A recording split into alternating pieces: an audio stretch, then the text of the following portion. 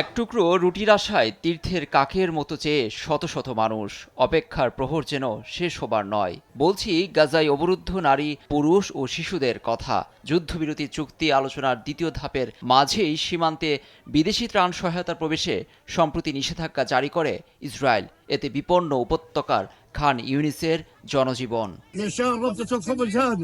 সীমান্ত বন্ধ করায় আমাদের সবকিছুই বন্ধের পথে।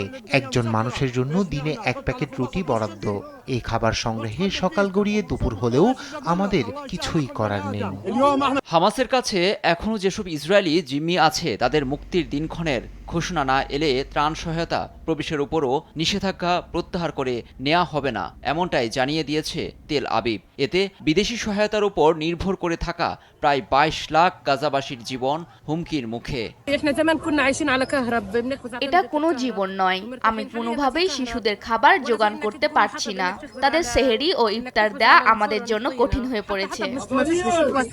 ফিলিস্তিনের স্বাধীনতাকামী সংগঠন হামাসের উপর চাপ সৃষ্টি করতেই এমন নিষ্ঠুরতার পথ বেছে নিয়েছেন নেতানিয়াহু।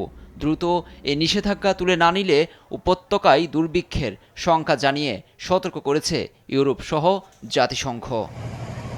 নিউজ ডেস্ক, দেশ টিভি।